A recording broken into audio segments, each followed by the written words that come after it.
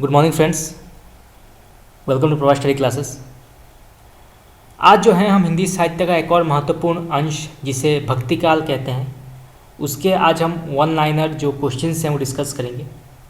क्योंकि भक्ति काल जो है वो हिंदी साहित्य का स्वर्ण युग कहते हैं इसको, तो इसके रिलेटेड बहुत सारे महत्वपूर्ण क्वेश्चंस जो हैं वो एग्जामिनेशन से पूछे जाते हैं। तो ये जो है आपका एक बहुत ही महत्वपूर्ण क्लास होने वाला है। इससे पहले हमने रीतिकाल का एक क्लास किया था, उसमें भी जो है हमने वन लाइनर क्वेश्चन डिस्कस किए थे। अगर आपने नहीं देखा है तो आप जाके देख सकते हैं प्लेलिस्ट में। हिंदी साहित्य का इतिहास नाम का एक प्लेलिस्ट है, आप वहाँ पे जाके देख सकते हैं। मैंने 2 क्लास करवाए थे, पार्ट 1 और पार्ट 2। उसमें भी जो है रीतिकाल के हमने बहुत सारे वन लाइनर प्रश्न जो है सॉल्व किए थे, और मैंने बहुत सारे पंक्तियाँ और कथन जो है मैंने स्किप किए थे, क्योंकि उनको जो है हम ट्रिक के माध्यम से पढ़ेंगे ताकि आपको आसानी से याद रहे। तो चलिए शुरू करते हैं। भक्ति काल, हिंदी साहित्य का स्वर्ण युग। पहला सवाल, आचार्य शुक्ल ने भक्ति काल का समय निर्धारित किया था कब? बहुत ही महत्वपूर्ण क्वेश्चन है, क्योंकि आचार्य रामचंद्र शुक्ल जो हैं वो हिंदी साहित्य के बहुत बड़े लेखक के तौर पर माने जाते हैं, और उन्होंने जो नामकरण और काल विभाजन किया था उसको वैज्ञानिकता की दृष्टि में सबसे अधिक माना जाता है। तो ये क्वेश्चन बहुत ही महत्वपूर्ण है। तो इसका करेक्ट आंसर क्या होगा आपका? सन 1318, याद रखिएगा, 1318 से 1643 जो है ये माना है आचार्य शुक्ल ने भक्ति काल का समय। नेक्स्ट क्वेश्चन, सामान्यतः भक्ति काल का समय माना जाता है कब? तो सामान्यतः जो है भक्ति काल का समय कितना माना जाता है? तो इसका करेक्ट आंसर होगा 14वीं शती से के मध्य से 17वीं शती के मध्य तक जो है सामान्यतः भक्ति काल का समय माना जाता है। नेक्स्ट क्वेश्चन, भक्ति शब्द की व्युत्पत्ति भज धातु से किसने मानी है? बहुत ही इंपॉर्टेंट क्वेश्चन है, एग्जामिनेशन में पूछा जाता है ये। तो भक्ति शब्द की व्युत्पत्ति भज धातु जो है ये किसने मानी है? तो ये मानी है मॉनियर विलियम्स ने जो है इसे मानी है। नेक्स्ट क्वेश्चन, भक्ति का सर्वप्रथम उल्लेख किस ग्रंथ में है? तो इसका करेक्ट आंसर होगा श्वेताश्वतर उपनिषद जो है इसमें भक्ति का सर्वप्रथम उल्लेख आपको मिलता है। नेक्स्ट क्वेश्चन, मुर्गावती के रचयिता कुतुम्बन किसके राष्ट्रित कवि थे? तो इसका करेक्ट आंसर क्या होगा? हुसैन शाह तक्की के जो हैं ये राष्ट्रित कवि माने जाते हैं। कौन? कुतुम्बन, जिन्होंने मुर्गावती लिखी थी। नेक्स्ट क्वेश्चन, सत्यपीर संप्रदाय किसने चलाया था? तो सत्यपीर संप्रदाय जो है ये चलाया था अलाउद्दीन हुसैन शाह, जो बंगाल में थे। ठीक है, याद रखिएगा, बंगाल में जो है सत्यपीर संप्रदाय चला था। नेक्स्ट क्वेश्चन, ब्रह्मसूत्रों की रचना किसने की थी? तो ब्रह्मसूत्रों की रचना जो है ये की थी वादरायण ने 300 ईस्वी में। याद रखिएगा, ब्रह्मसूत्रों की रचना जो है वादरायण ने की थी। नेक्स्ट क्वेश्चन, अवधू मन चंगा तो कटौती में गंगा, बांधिया मेला तो जगत चेला। ये बहुत ही प्रसिद्ध पंक्तियाँ हैं, आपने अवश्य अपने डेली लाइफ में इसको सुना होगा, अवधू मन चंगा तो कटौती में गंगा। तो ये किसने कहा था ये प्रसिद्ध पंक्तियाँ? तो ये कहा था गोरखनाथ ने। याद रखिएगा, गोरखनाथ ने ये पंक्तियाँ कही थी। जी देखिए, जो पंक्तियाँ छोटे हैं वो मैं आपको पढ़ा दे रहा हूँ, क्योंकि उनको याद रखने में ज़्यादा आपको दिक्कत नहीं होगी, परंतु जो बड़े बड़े पंक्तियाँ हैं वो मैं आपको ट्रिक के माध्यम से पढ़ाऊँगा। नेक्स्ट क्वेश्चन, हिंदू धर्म के प्रमुख संप्रदाय जो थे वो कौन कौन से थे आपको बताना है, और बहुत ही इंपॉर्टेंट ये क्वेश्चन हो सकता है आपके एग्जाम के पॉइंट ऑफ व्यू। तो जो प्रमुख संप्रदाय हैं वो पहला आता है आपका शैव संप्रदाय, शाक्त संप्रदाय, सौर संप्रदाय, स्मार्त संप्रदाय और गाणपत्य संप्रदाय। तो ये 5 महत्वपूर्ण हिंदू धर्म के प्रमुख संप्रदाय हैं। नेक्स्ट क्वेश्चन, शैव मत के प्रमुख संप्रदाय कौन कौन से हैं? तो शैव मत के प्रमुख संप्रदाय पहला आता है पाशुपत, वीरशैव, लिंगायत और काश्मीर शैव संप्रदाय। ये 5 जो है प्रमुख आपके शैव मत प्रमुख संप्रदाय माने जाते हैं। तो इसको आप नोट कर लीजिए। मान लीजिए एग्जाम में आ गया कि पाशुपत जो है ये किस मत से आता है, तो इसका करेक्ट आंसर होगा शैव मत से आता है। ठीक है, याद रखिएगा। नेक्स्ट क्वेश्चन, शंकराचार्य ने किस संप्रदाय की स्थापना की और उसमें पंचोदेव उपासना की व्यवस्था की थी? तो इसका करेक्ट आंसर क्या होगा? स्मार्त संप्रदाय से उन्होंने इसका शुरुआत किया था। नेक्स्ट क्वेश्चन, मंत्रयान, वज्रयान, सहजयान और कालचक्रयान किस धर्म के संप्रदाय थे? तो करेक्ट आंसर क्या होगा? बौद्ध धर्म के महायान शाखा जो है, बौद्ध धर्म के महायान शाखा से ये मंत्रयान, वज्रयान, सहजयान और कालचक्रयान आते हैं। तो इसको आप नोट कर लीजिए। एग्जामिनेशन मान लीजिए पूछ लिया जाएगा एग्जाम कि कालचक्रयान जो है ये किस धर्म का संप्रदाय है? तो करेक्ट आंसर क्या होगा? बौद्ध धर्म के महायान से। नेक्स्ट क्वेश्चन, शरा जिसे सनातनी कहते हैं और बेशरा जिसको मस्त मौला फकीर कहते हैं किस धर्म की प्रमुख कोटियाँ हैं? तो शरा और बेशरा जो है वो किस धर्म की प्रमुख कोटियाँ हैं? तो इसका करेक्ट आंसर क्या होगा? इस्लाम धर्म से जो है ये आता है। नेक्स्ट क्वेश्चन, बेशरा साधक कहलाते हैं क्या? तो बेशरा साधक कहलाते हैं मलामती, याद रखिएगा मलामती। नेक्स्ट क्वेश्चन, मदारी, मलंग, कलंदरी, रसूल शाही, लाल, शाहवाजिया, मूसा, सुहागिया आदि जो है ये किस संप्रदाय के उप संप्रदाय हैं? देखिए ऐसे कंफ्यूज करने वाले क्वेश्चन जो है आते हैं। तो करेक्ट आंसर क्या होगा? ये इस्लाम के बेशरा संप्रदाय से जो है ये सारे संप्रदाय आते हैं। तो आप इसको जो है नोट कर लीजिए या इसका आप स्क्रीनशॉट ले जाइए। नेक्स्ट क्वेश्चन, भारतीय सूफी मुख्यतः किस संप्रदाय के हैं? तो जो भारत में सूफी जो है वो मुख्यतः किस संप्रदाय से आते हैं? तो वो आते हैं बेशरा संप्रदाय से, याद रखिएगा बेशरा संप्रदाय से आते हैं ये लोग। नेक्स्ट क्वेश्चन, भारतीय सूफी संप्रदाय के मुख्यतः कितने संप्रदाय हैं? ये भी बहुत ही इंपॉर्टेंट है, आपके एग्जाम के पॉइंट ऑफ व्यू एग्जाम में आ सकता है ये, तो इसको आप नोट कर लीजिए। तो भारतीय सूफी संप्रदाय के मुख्यतः जो हैं 5 संप्रदाय हैं। पहला आता है चिश्ती, फिर कादरी, सुहरावर्दी, नक्शबंदी और शत्तारी। ये 5 प्रमुख जो हैं आपके भारतीय सूफी संप्रदाय के अंतर्गत आते हैं। नेक्स्ट क्वेश्चन, साबिरी और निजामी किस संप्रदाय के 2 उप संप्रदाय माने गए हैं? तो शाबरी और निजामी जो हैं ये आपकी चिश्ती संप्रदाय से आते हैं, याद रखिएगा। नेक्स्ट क्वेश्चन, वहाबिया और रजाकिया किस संप्रदाय के 2 शाखाएं हैं? तो करेक्ट आंसर होगा कादरी संप्रदाय से ही आता है, ठीक है, याद रखिएगा एग्जाम में आ सकता है ये। तो कादरी संप्रदाय से जो है वहाबिया और रजाकिया 2 शाखाएं निकलती हैं। नेक्स्ट क्वेश्चन, जलाली, मखदूमी, मीरन शाही, दौलत शाही, इस्माइल शाही आदि किस संप्रदाय की शाखाएं हैं? करेक्ट आंसर क्या होगा? ये सुहरावर्ती संप्रदाय से ये सारे आते हैं। तो इसको आप इस सारे नाम जो है आप नोट कर लीजिए, या अगर आप चाहते हैं कि मैं इसको ट्रिक के माध्यम से पढ़ाऊँ तो आप मुझे बता सकते हैं कमेंट करके। क्योंकि देखिए मान लीजिए एग्जाम में आ गया कि मखदूमी जो है, मखदूमी संप्रदाय किस शाखा से आता है? तो करेक्ट आंसर क्या होगा? सुहरावर्ती। तो एक एक नाम जो है वो एग्जामिनेशन में पूछ लिया जाता है। नेक्स्ट क्वेश्चन, शास्ता पूजक संप्रदाय कहाँ प्रचलित था? यानी किस राज्य में ये प्रचलित था शास्ता पूजक संप्रदाय? तो करेक्ट आंसर होगा ये केरल राज्य से प्रचलित था। नेक्स्ट क्वेश्चन,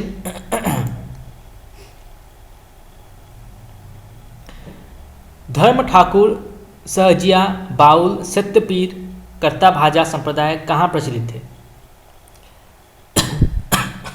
करेक्ट आंसर क्या होगा? ये बंगाल में प्रचलित थे। नेक्स्ट क्वेश्चन, पंचसखा संप्रदाय कहाँ प्रचलित था? एक बहुत ही प्रसिद्ध संप्रदाय है पंचसखा संप्रदाय, तो ये कहाँ पर प्रचलित था? किस राज्य में ये चलता था, प्रचलित था ये? करेक्ट आंसर होगा उड़ीसा राज्य से ये प्रचलित था। नेक्स्ट क्वेश्चन, बारकरी और महानुभाव संप्रदाय कहाँ प्रचलित है? तो बारकरी और महानुभाव संप्रदाय जो है ये महाराष्ट्र से प्रचलित हुआ। नेक्स्ट क्वेश्चन, निर्गुण भक्ति का आदि स्रोत माना जाता है कौन सा ग्रंथ या कौन सा उपनिषद? आपको बताना है, बहुत ही इंपॉर्टेंट क्वेश्चन है, एग्जामिनेशन में आ सकता है ये। तो करेक्ट आंसर होगा श्वेताश्वेतर उपनिषद जो है ये आपके निर्गुण भक्ति का आदि स्रोत माना जाता है। नेक्स्ट क्वेश्चन, सगुण भक्ति का आधार ग्रंथ माना जाता है क्या? तो सगुण भक्ति का जो आधार ग्रंथ है वो माना गया है श्रीमद् भागवत, ठीक है, याद रखिएगा श्रीमद् भागवत जो है ये सगुण भक्ति का आधार ग्रंथ माना गया है। नेक्स्ट क्वेश्चन, चुनरी क्या है? आपको सीधा सीधा सवाल पूछा गया है कि चुनरी शब्द का अर्थ क्या है? तो इसका करेक्ट आंसर होगा जैन साहित्य के अंतर्गत एक मुक्तक काव्य जो है उसको चुनरी कहा जाता है, ठीक है, याद रखिएगा। जैसे कि मान लीजिए एग्जाम में आ गया कि चुनरी शब्द जो है वो ये किस साहित्य से रिलेट करता है? तो ये रिलेट करता है जैन साहित्य से, और ये किस प्रकार का काव्य है? मुक्तक काव्य है, ठीक है। नेक्स्ट क्वेश्चन, भक्ति आंदोलन को ईसाईयत की देन किसने माना है? बहुत इंपॉर्टेंट क्वेश्चन है। तो भक्ति आंदोलन को ईसाईयत की देन माना है जॉर्ज ग्रियर्सन ने। ठीक है, नेक्स्ट क्वेश्चन, हिंदी में भक्ति साहित्य की परंपरा किससे शुरू होती है? तो हिंदी में भक्ति साहित्य की परंपरा जो है ये शुरू होती है नामदेव से। बहुत ही प्रसिद्ध कवि थे नामदेव, तो उनसे जो है हिंदी में भक्ति साहित्य की परंपरा की शुरुआत मानी गई। ये महाराष्ट्र से आते हैं। नेक्स्ट क्वेश्चन, भक्ति को धर्म का रसात्मक रूप किसने कहा था? तो भक्ति को धर्म का रसात्मक रूप जो है ये कहा था आचार्य शुक्ल ने। नेक्स्ट क्वेश्चन, भक्ति का जो सोता दक्षिण की ओर से धीरे धीरे उत्तर भारत की ओर पहले से ही आ रहा था, राजनीतिक परिवर्तन के कारण शून्य पड़े हुए जनता के हृदय क्षेत्र में फैलने के लिए पूरा स्थान मिला। ये कथन किसका है? तो ये प्रसिद्ध कथन जो है ये कहा है आचार्य शुक्ल ने। ठीक है, मान देखिए आचार्य शुक्ल के जो कथन है वो मेनली एग्जामिनेशन में पूछे जाते हैं, क्योंकि आचार्य रामचंद्र शुक्ल बहुत ही प्रसिद्ध हिंदी साहित्य के एक आलोचक माने गए हैं, और उनके जो नामकरण और काल विभाजन है वो भी बहुत ज़्यादा वैज्ञानिक तौर पर बहुत उसको पुष्टि दी गई है। तो आचार्य शुक्ल के जो कथन हैं वो एग्जामिनेशन में 100% जो है पूछे जाते हैं, तो हम इनको जो है याद कर लीजिए। नेक्स्ट क्वेश्चन, ईश्वर के धर्म स्वरूप को लेकर, उस स्वरूप को लेकर जिसकी रमणीय अभिव्यक्ति लोक की रक्षा और रंजन में होती है, प्राचीन वैष्णव भक्ति मार्ग की राम भक्ति शाखा उठी। कृष्ण भक्ति शाखा केवल प्रेम स्वरूप ही लेकर नई उमंग में फैली। ये कथन किसका है? तो ये भी कहा है आचार्य शुक्ल ने। नेक्स्ट क्वेश्चन, भक्ति की निष्पत्ति श्रद्धा और प्रेम के योग से होती है। ये कथन किसने कहा है? छोटा सा कथन है, तो ये कहा है आचार्य शुक्ल ने। मराठी भाषा में अभंगों की रचना किसने की थी? बहुत ही इंपॉर्टेंट क्वेश्चन है। तो मराठी भाषा में अभंगों की रचना जो है ये की थी नामदेव ने। हम पहले पढ़ चुके हैं कि हिंदी साहित्य में, हिंदी प्रदेशों में साहित्य की जो शुरुआत है वो नामदेव ने की थी। नेक्स्ट क्वेश्चन, नामदेव के गुरु कौन थे? बहुत ही ज़्यादा महत्वपूर्ण क्वेश्चन है ये। तो नामदेव के गुरु कौन थे?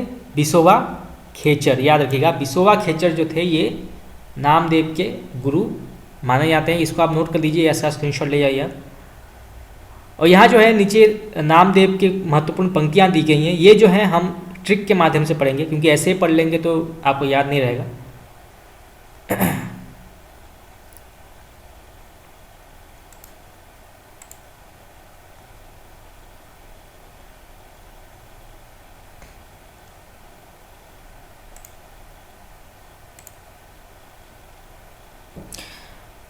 नेक्स्ट क्वेश्चन, महाराष्ट्रीय संत नामदेव जाति के थे क्या? तो जो नामदेव थे वो जाति से क्या थे, यानी वो क्या काम करते थे? तो जो करेक्ट आंसर होगा आपका वो दर्जी थे। याद रखिएगा, वो एक दर्जी थे। नेक्स्ट क्वेश्चन, भक्ति आंदोलन को दक्षिण से आया हुआ किसने माना था? तो ये माना था आचार्य शुक्ल ने। ठीक है, आचार्य शुक्ल ने जो है ये उन्होंने माना था कि भक्ति आंदोलन जो है ये दक्षिण से आया हुआ है। नेक्स्ट क्वेश्चन, नामदेव को हिंदी रचनाओं की भाषा क्या थी? बहुत ही महत्वपूर्ण क्वेश्चन है ये, एग्जाम में पूछा जा सकता है। तो नामदेव की हिंदी रचनाओं की भाषा थी सगुण भक्ति। वो दो प्रकार से जो है रचनाएं लिखते थे, सगुण और निर्गुण। तो सगुण भक्ति में वो पद लिखते थे ब्रज में, याद रखिएगा। वो ब्रज भाषा में जो है निर्गुण भक्ति के पद लिखते थे, और निर्गुण पदों की नाथपंथियों द्वारा गृहीत खड़ी बोली या सद्दुगढ़ी भाषा का उपयोग करते थे वो निर्गुण भक्ति के पद लिखने के लिए। तो सगुण के लिए ब्रज का इस्तेमाल या यूज़ करते थे, और निर्गुण के लिए सद्दुगढ़ी भाषा या खड़ी बोली भाषा का वो प्रयोग करते थे। नेक्स्ट क्वेश्चन, अपने पौरुष से हताश जाति के लिए भगवान की शक्ति और करुणा की और ध्यान ले जाने के अतिरिक्त दूसरा मार्ग ही क्या था? ये कथन जो है किसने कहा है भक्तिकाल के बारे में? तो ये कहा है आचार्य शुक्ल ने। नेक्स्ट क्वेश्चन, मैं इसी रास्ते सोचने का प्रस्ताव करता हूँ। मतों, आचार्यों, संप्रदाय और दार्शनिक चिंताओं के मापदंड से लोक चिंता को नहीं मापना चाहता, बल्कि लोक चिंता को अपेक्षा में उन्हें देखने की सिफारिश कर रहा हूँ। ये कथन जो है किसने कहा, ये प्रसिद्ध कथन, तो ये जो है ये कहा है आचार्य हजारी प्रसाद द्विवेदी ने ही कहा है।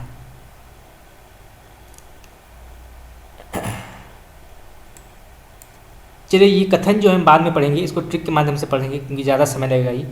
चलिए नेक्स्ट क्वेश्चन, भक्ति आंदोलन को भारतीय चिंताधारा का स्वाभाविक विकास किसने माना है? तो भक्ति आंदोलन को भारतीय चिंताधारा का स्वाभाविक विकास जो है ये माना है आचार्य द्विवेदी ने। ठीक है, नेक्स्ट क्वेश्चन, ये मत किसका है कि प्राकृत अपभ्रंश की श्रृंगार प्रधान कविताओं की प्रतिक्रिया में भक्ति परक रचनाओं को बढ़ावा मिला? तो ये कहा है आचार्य Hazari Prasad Dwivedi. Next question,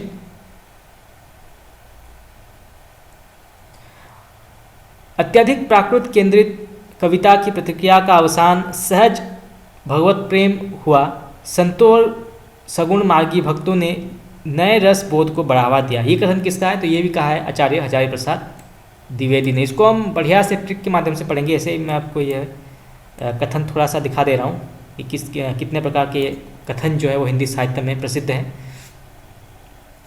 next question, अनुभवावसान तत्व ब्रह्म ज्ञानस्य, ये कथन किसका है? ये कथन जो है किसने कहा है? तो ये कहा है शंकराचार्य ने। याद रखिएगा क्योंकि मेनली जो है संस्कृत से रिलेटेड जो कथन होते हैं वो पूछ लिए जाते हैं एग्जामिनेशन में, क्योंकि बहुत ही ज़्यादा कंफ्यूज करने वाले होते हैं और आपको आसानी से याद नहीं रहते। तो एग्जामिनर जो है वो ऐसे ही क्वेश्चन डालता है। तो ये जो है ये कहा है शंकराचार्य ने। नेक्स्ट क्वेश्चन,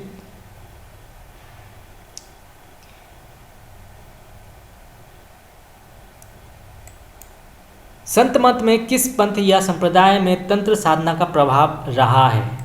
तो संत मत में जो है किस पंथ या संप्रदाय में तंत्र साधना का प्रभाव रहा है? तो ये रहा है मूलक पंथ और निरंजनी संप्रदाय जो हैं, इन दोनों संप्रदाय में तंत्र साधना का प्रभाव रहा है। नेक्स्ट क्वेश्चन, पुण्यतः अद्वैतवादी संत कवि कौन कौन है? तो पुण्यतः अद्वैतवादी संत कवि जो हैं वो माने जाते हैं, पहले स्थान पर आते हैं कबीर, फिर आते हैं दादू, मलुकदास और ये बहुत सारे महत्वपूर्ण हैं, परंतु ये तीन जो हैं ये आपके महत्वपूर्ण अद्वैतवादी संत माने गए हैं। नेक्स्ट क्वेश्चन, भेदाभेदवादी संत कवि कौन है? तो भेदाभेदवादी संत कवि हैं नानक देव। याद रखिएगा नानक देव। नेक्स्ट क्वेश्चन, योग साधना से प्रभावित संत कवि कौन है?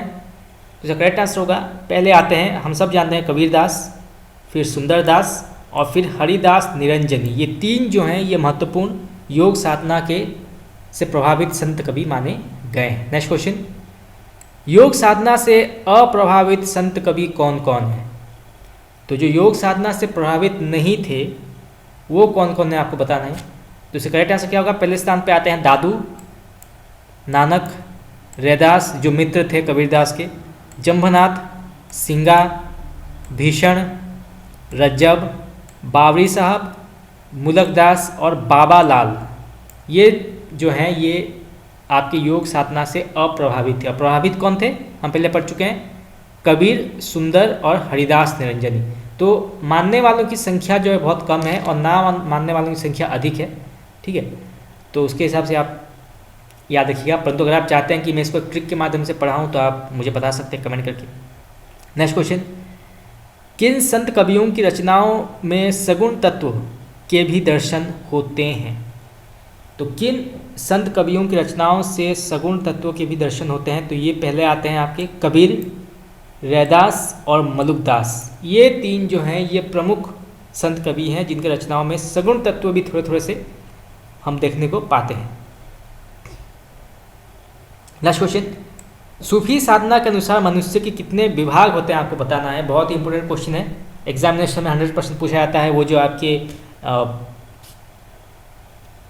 लॉन्ग क्वेश्चन में पूछा जाता है ये। तो इसका करेक्ट आंसर क्या हुआ?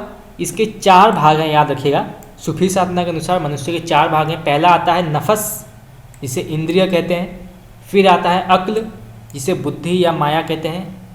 फिर कलब, जिसे उदय कहते हैं। और फिर आता है रूह, जिसे आत्मा कहते हैं। तो आमतौर पर हमने ये अकल और रूह ये हम आमतौर पर अपने नॉर्मल लाइफ में यूज़ करते हैं, परंतु नफस और कलब जो है ये आप याद कर लीजिए क्योंकि एग्जामिनेशन में पूछा जाएगा। तो 4 होते हैं, नफस, अकल, कलब और रूह। ये 4 जो हैं ये आपके विभाग हैं सूफी साधना के। नेक्स्ट क्वेश्चन, सूफी संतों में प्रसिद्ध महिला साधिका कौन है? बहुत ही इंपॉर्टेंट क्वेश्चन है क्योंकि इनकी संख्या कम है तो एग्जामिनेशन में जो है पूछा जा सकता है ये। तो इसका करेक्ट आंसर क्या होगा? राबिया। राबिया जो हैं ये सूफी संत के प्रसिद्ध महिला साधिका मानी गई है। नेक्स्ट क्वेश्चन, हिंदी में गेय पदों की परंपरा किससे शुरू होती है? तो हिंदी में जो है, हिंदी साहित्य में गेय पदों की परंपरा जो है वो किससे शुरू होती है? तो वो शुरू होती है सिद्ध साहित्यों से, यानी कि सिद्धों से जो है शुरू होती है ये। नेक्स्ट क्वेश्चन, हिंदी में दोहा चौपाई की परंपरा आरंभ होती है किससे, यानी किस बड़े कवि से जो है शुरू होती है हिंदी में दोहा चौपाई की परंपरा? तो ये शुरू होती है सरहपा से। याद रखिएगा, बहुत ही इंपॉर्टेंट क्वेश्चन है ये। जो मैं आपको ये क्वेश्चन सारे करा रहा हूँ ये कहीं ना कहीं एग्जामिनेशन में पूछे गए हैं और 100% आगे भी पूछा जा सकता है। तो हिंदी में दोहा चौपाई की परंपरा जो है आरंभ होती है सरहपा से। नेक्स्ट क्वेश्चन, दंगवे पुराण के रचयिता कौन है? तो दंगवे पुराण के रचयिता है भीम कवि। याद रखिएगा, भीम कवि जो है दंगवे पुराण के रचयिता है। नेक्स्ट क्वेश्चन, अकादमी कथा के रचयिता कौन है? अकादमी कथा के रचयिता है सूरजदास। नेक्स्ट क्वेश्चन, जैमिनी पुराण के रचयिता कौन है? तो इनके रचयिता हैं, याद रखिएगा, पुरुषोत्तम। नेक्स्ट क्वेश्चन, ब्रजबुली क्या है? सीधा सीधा आपसे सवाल पूछा गया है कि ब्रजबुली का अर्थ क्या है? तो इसका करेक्ट आंसर होगा बंगाल असम में ब्रज भाषा प्रभावित बंगला असामिया जो है उसको ब्रजबुली भाषा कहा जाता है। ठीक है, ये आप याद रखिए, एग्जाम में आ सकता है ये।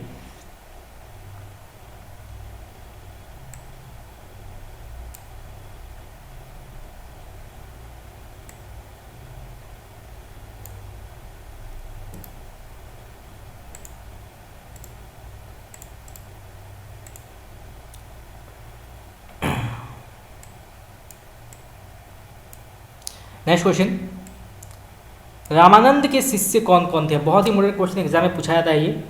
तो रामानंद के जो प्रमुख शिष्य थे, पहले स्थान पर आते हैं रैदास, कबीर, धन्ना, सेना, पीपा, भवानंद, अनंतानंद, सुरसुरानंद, नरहैयानंद, पद्मावती और सुरसुरी।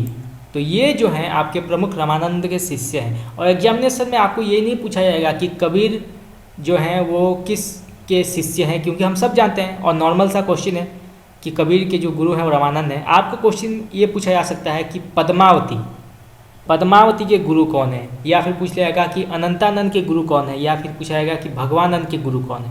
तो उस वक्त आप कन्फ्यूज हो जाएंगे। ठीक है, तो आपको ये सारे नाम याद होने चाहिए कि रामानंद के जो शिष्य थे वो ये सारे थे। नेक्स्ट क्वेश्चन, रामानंद का जन्म कहाँ हुआ था? बहुत इंपॉर्टेंट क्वेश्चन है। तो रामानंद का जन्म हुआ था प्रयाग में। याद रखिएगा, प्रयाग में जो है रामानंद का जन्म हुआ था। नेक्स्ट क्वेश्चन, रामानंद के गुरु कौन थे? बहुत ही इंपॉर्टेंट क्वेश्चन है ये, मैं आपको IMP कर देता हूँ ये, ताकि आपको याद रहे या आप इसका स्क्रीनशॉट ले सकते हैं। Very important question. तो रामानंद के गुरु थे राघवानंद। याद रखिएगा, राघवानंद जो है वो रामानंद के गुरु हैं। नेक्स्ट क्वेश्चन, रामावत संप्रदाय का प्रवर्तन किसने किया है? तो रामावत संप्रदाय का प्रवर्तन किया है रामानंद। ठीक है, नेक्स्ट क्वेश्चन, सिद्धांत पंचमात्र के रचनाकार कौन है?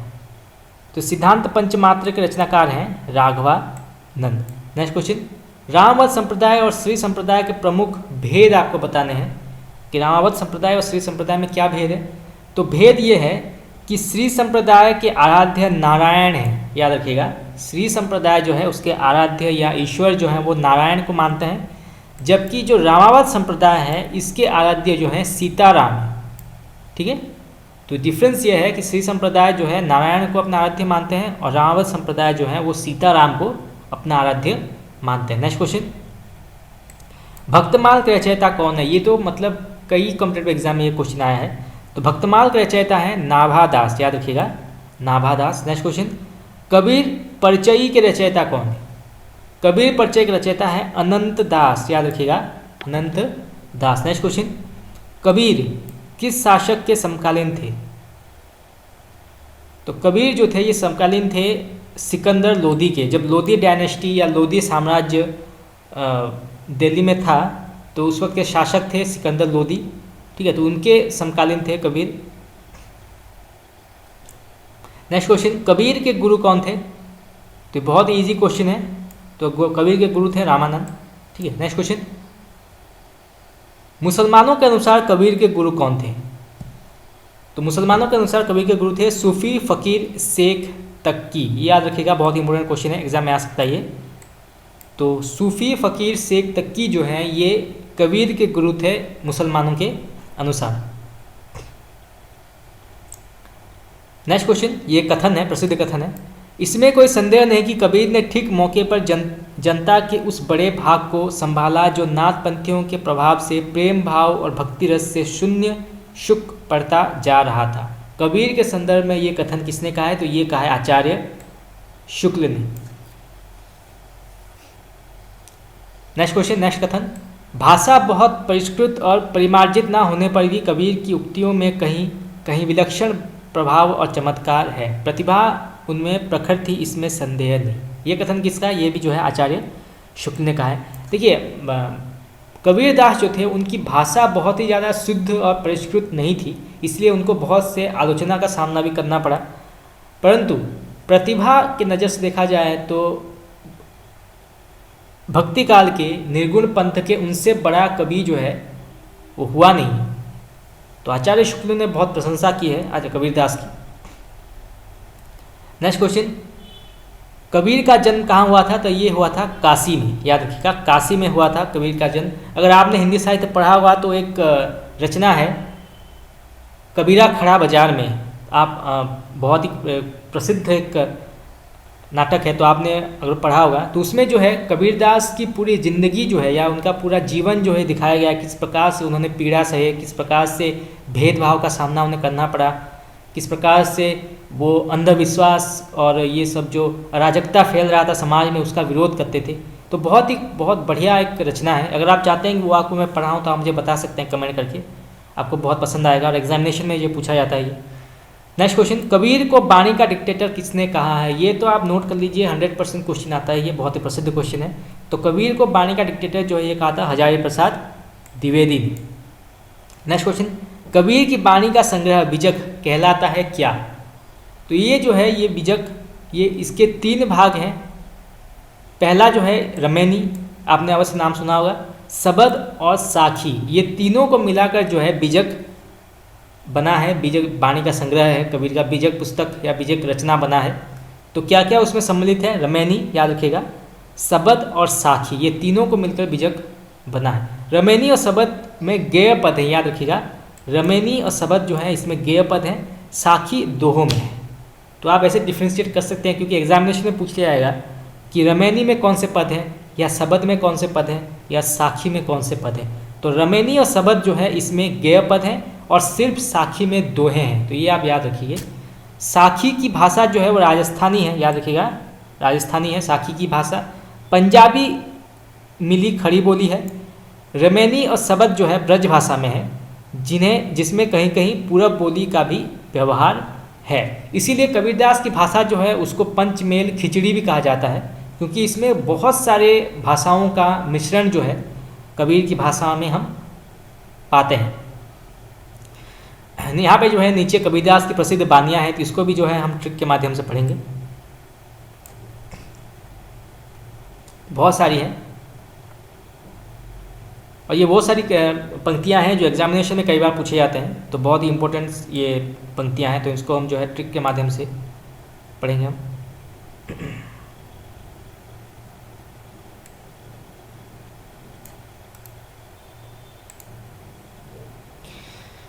अच्छा, नेक्स्ट क्वेश्चन, कबीर का निधन कब और कहाँ हुआ था? बहुत ही ज़्यादा इंपॉर्टेंट क्वेश्चन है ये कि कबीर का निधन जो है कहाँ हुआ था। तो ये हुआ था मगहर में। और कब हुआ था?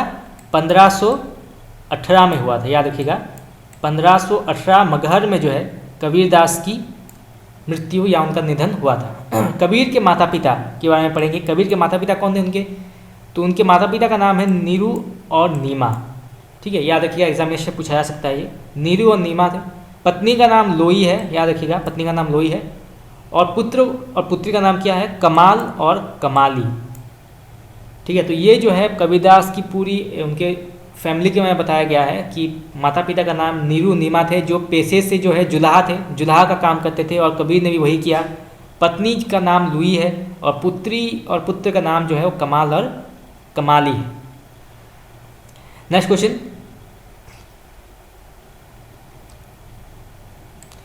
किन ऐतिहासिक ग्रंथों में कबीर का उल्लेख मिलता है?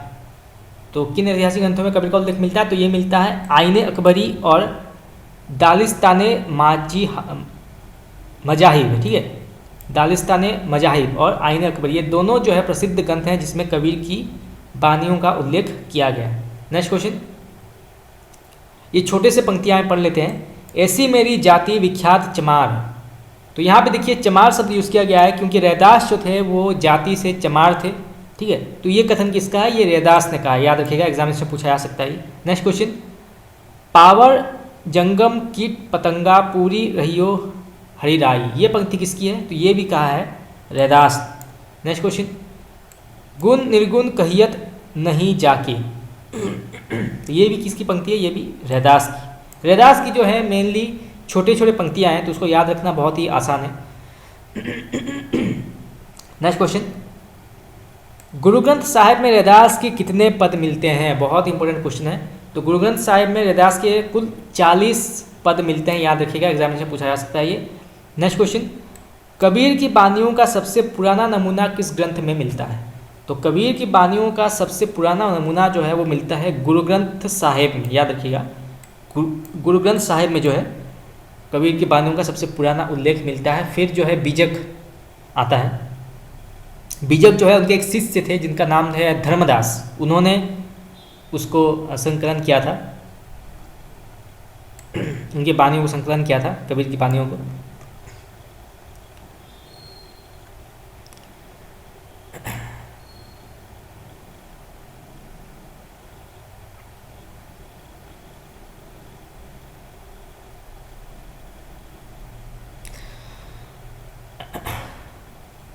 तो यहाँ पे जो है रैदास के बारे में कहा गया है, इनकी पंक्तियाँ हैं और उनके जीवन और उनके परिवार के बारे में भी कहा गया है, तो ये हम पढ़ लेते हैं। रैदास का जन्म कहाँ हुआ था? ये हुआ था काशी में।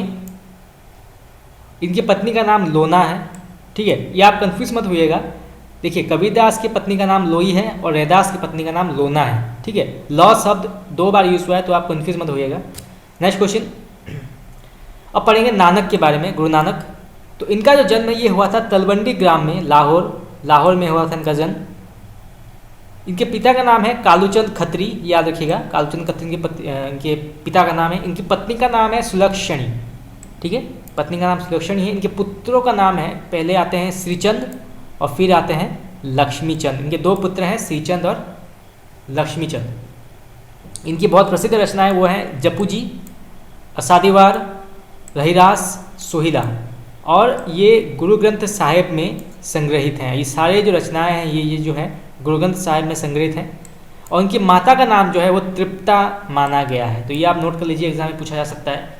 क्योंकि कई बार जो है इनकी पत्नी के बारे में पूछते जाता है कि गुरु नानक देव जी की पत्नी का नाम क्या है, तो पत्नी का नाम जो है सुलक्षणी है, और पुत्रों का नाम भी जो है वो भी मेनली पूछा जाता है। तो 2 पुत्र हैं, श्रीचंद और लक्ष्मीचंद, ठीक है, तो ये आप याद रखिए, एग्जाम में आ सकता है। नेक्स्ट क्वेश्चन, आदि गुरु ग्रंथ साहिब में किस प्रकरण में नानक बानी संकलित है? बहुत इंपॉर्टेंट क्वेश्चन है ये। तो ये जो है महला प्रकरण में संकलित है, याद रखिएगा, महला प्रकरण में जो है आदि गुरु ग्रंथ साहिब में नानक बानी संकलित है। नेक्स्ट क्वेश्चन, उदासी संप्रदाय, आपने नाम सुना होगा, आपने नाम अवश्य सुना होगा, उदासी संप्रदाय के प्रवर्तक कौन थे? तो उदासी संप्रदाय के प्रवर्तक थे श्रीचंद, जो नानक के पुत्र थे, ठीक है, तो ये आप याद रखिए, क्योंकि एग्जामिनेशन में जो है कई बार ऐसे ही पूछा जाता है कि श्रीचंद किन के पुत्र थे, ठीक है, तो श्रीचंद जो थे वो नानक के पुत्र थे। नेक्स्ट क्वेश्चन, ये पंक्ति है, पढ़ लेते हैं। इस दम द मैनू कीवे भरोसा, आया आया न आया न आया, यह संसार रैन दा सुपना, कहीं देखा कहीं नाही दिखाया। ये पंक्ति किसने कही है? तो ये कही है गुरु नानक देव जी। तो इसको जो है हम ट्रिक के माध्यम से पढ़ेंगे, मैं ऐसे ही आपको पढ़ा दे रहा हूँ, ठीक है। तो जितने भी पंक्तियाँ और कथन हैं वो हम ट्रिक के माध्यम से पढ़ेंगे, क्योंकि इससे आपको याद रखने में आसानी होगी और एग्जामिनेशन में कंफ्यूज आप नहीं होंगे। तो फ्रेंड्स आज के लिए इतना ही। आज हमने बहुत सारे क्वेश्चन जो है डिस्कस किया है भक्ति काल के। मैं फिर आपको बता दूं कि हमने रीतिकाल जो है वो रीतिकाल के भी वन लाइनर क्वेश्चंस हमने डिस्कस किए थे। अगर आपने नहीं देखा तो आप जाके देख सकते हैं। हिंदी साहित्य का इतिहास नाम का एक प्लेलिस्ट है, उसमें जो है मैंने इसको सेव किया है, आप वहाँ पे चेक कर सकते हैं। इसके 2 पार्ट मैंने पढ़ाए हैं, पार्ट 1 और पार्ट 2। और मैंने एक सामान्य विज्ञान यानी कि जनरल साइंस का भी मैंने क्लास किया था। जनरल साइंस MCQ भी आप प्लेलिस्ट चेक कर सकते हैं, मैंने सेव किया है। उसमें जो है हमने महत्वपूर्ण बहुत सारे क्वेश्चन जो है डिस्कस किए थे, क्योंकि जनरल साइंस या सामान्य विज्ञान जो है ये भी आपके पेपर 1 में पूछा जाता है, तो उसको भी आप देख लीजिएगा, आपके लिए बहुत उपयोगी होगा। तो आज के लिए इतना ही। आप लोगों को कैसा लगा क्लास आप मुझे बता सकते हैं। कल हम पार्ट 2 की शुरुआत करेंगे भक्ति काल का। Thank you very much.